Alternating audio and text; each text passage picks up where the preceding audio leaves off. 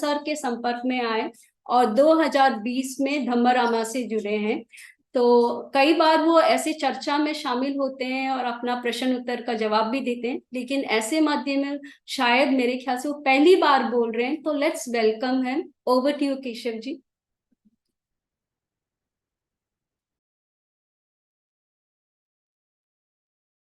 Thank you, sir. Thank you, Gita ji, for giving me this great opportunity for giving my insight about how what are the impact I could get it by association with the Aranvia Trust with under the guidance of respected our Darsab and Arpandaji. This is a really I feel very happy to say that he since childhood I remember during my school period in the village. I came from the village, and during the vacations we go and sit for study. At around the mango trees are in between the cropping patterns. And after the study, after the 5 o'clock, 6 o'clock, I used to just keep go and meditating and just taking the mind out of the body and observing from the universe like that only. So my friend who used to come with me, he was saying, "What are you doing for that?" Really? So this developed me the habit of introspection in myself also, looking at myself personally. That was not having any idea about vipassana and all these things, but being the meditation spirituality like that, I used to follow this thing completely.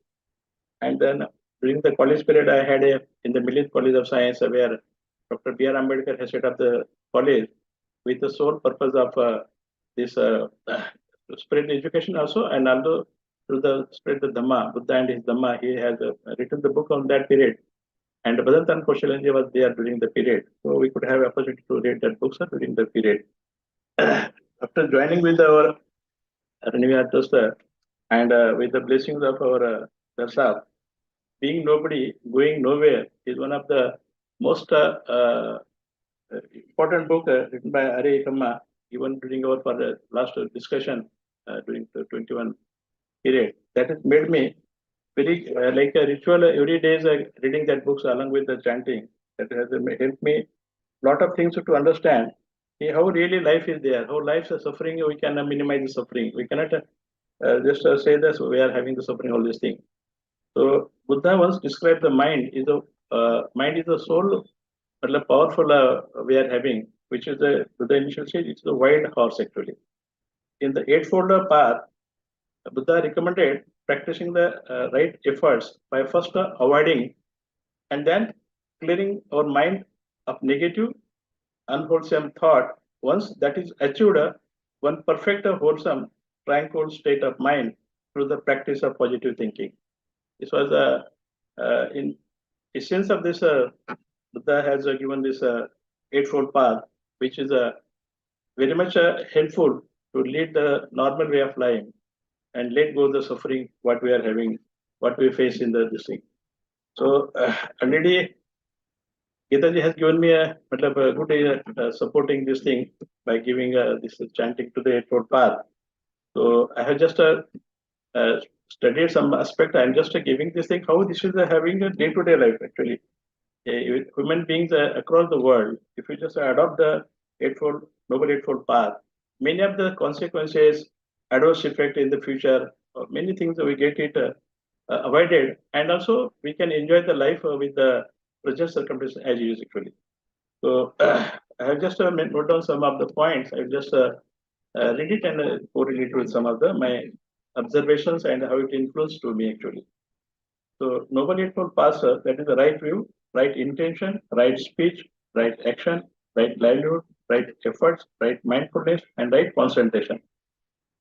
That the way to the cessation of the suffering, which is the liberation, or it is a noble eightfold path. It is it got in the fourth actually. It's a truth. It will mention in the thing. The path is divided into three more aspects. Noble eightfold path is divided into three more aspects, particularly moral conduct, concentrations, and wisdom. Right view. Right view means having understanding of karma, merely taking full responsibility what happens to oneself. one is responsible for his own actions and deed actually. If wholesome action gives a good results, unwholesome action gives the bad results, which is having consequences of suffering in the life.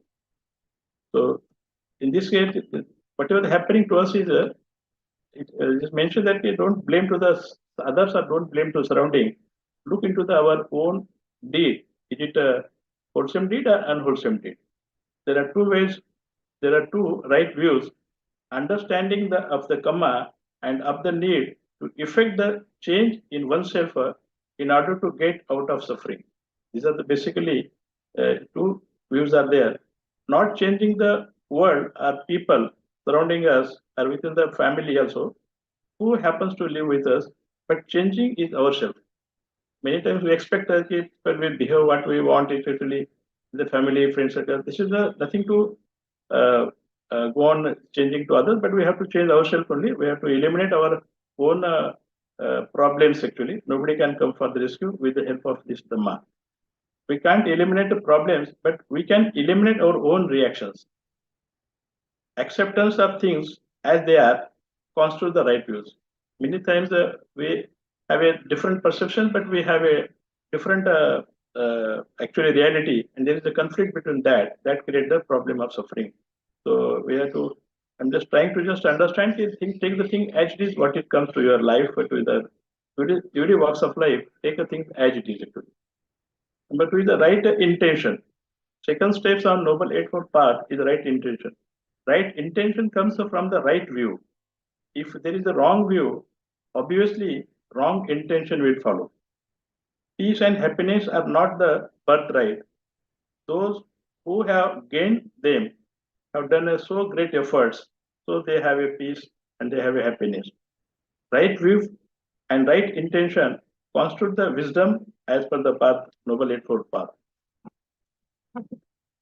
There are three aspects then in the right intention: renunciations, loving kindness, and harmlessness.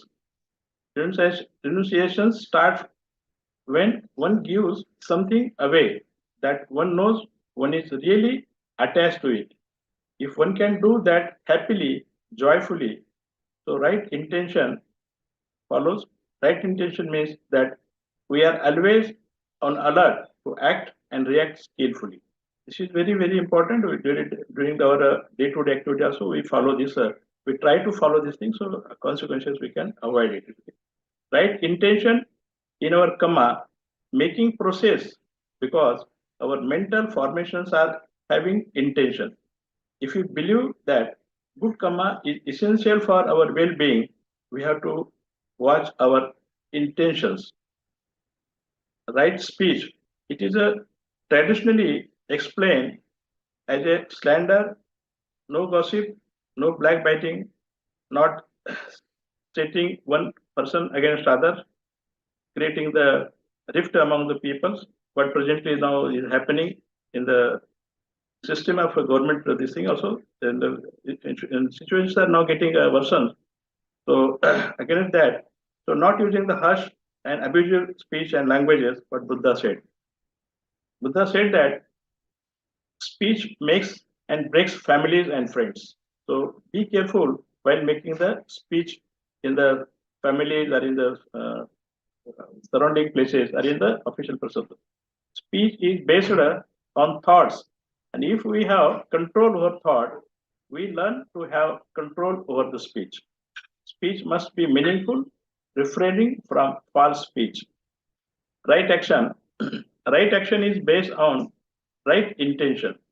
Right intention arises based on the right view, then right action will follow. Right action concern the non-harming of others in any manner. While doing the right action, we can check whether they are beneficial to others or to ourselves. Right livelihood. Earning one's living is one of the three aspects of moral conduct.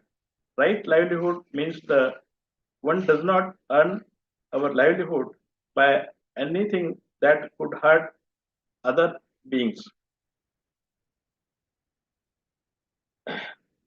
The last part of the Noble Eightfold Path concern the path concern concentration, mainly concentration.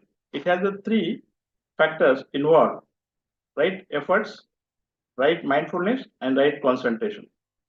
Right efforts. Efforts and energy have a symbolic relationship. With energy, efforts comes. If one has no energy, obviously one cannot make any efforts. So this is a for any actions, any reactions, we need energy. Then only we can achieve go to the efforts, and then it leads to the success. If one keep on making efforts, energy comes. It means that let unwholesome thoughts arise, which has not yet arisen.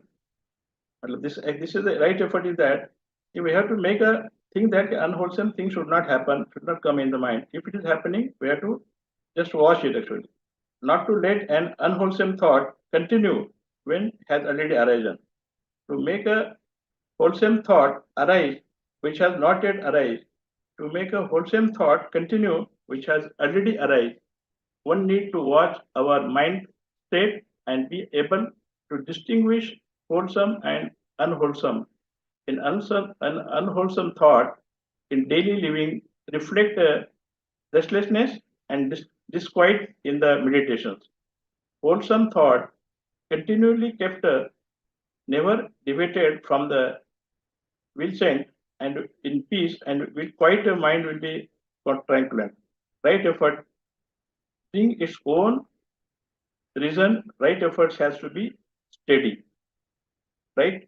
Mindfulness means that one is aware and attentive all the time from fourth foundation, fourth noble foundation, mindfulness are the mindfulness, body, its action, its a movement, and its a breathe. Mindfulness is one mental factor which can be and must be practiced in every day in the waking moment. Right concentration. Right concentration needs other factors, noble factors, eightfold path as base. Without moral conduct, right intention and right views, right efforts and right mindfulness, it cannot arise. Right concentration is an important aspect because at the time when we mind is fully concentrated, there is no thought that I am, I can, I will be. Many noble, many Main Noble Eightfold Path has become a natural way of being to all of us. The Arhat has a constant right view, right intention. There can be no wrong speech, wrong action, or wrong livelihood. There is always right effort, right mindfulness, and right concentration. With us, little bit, a time only practice makes the perfect. So these are the areas daily very day-to-day life is useful, and because of this, what I could experience during my service period, I could have no problems anywhere. Usually, I could not have any.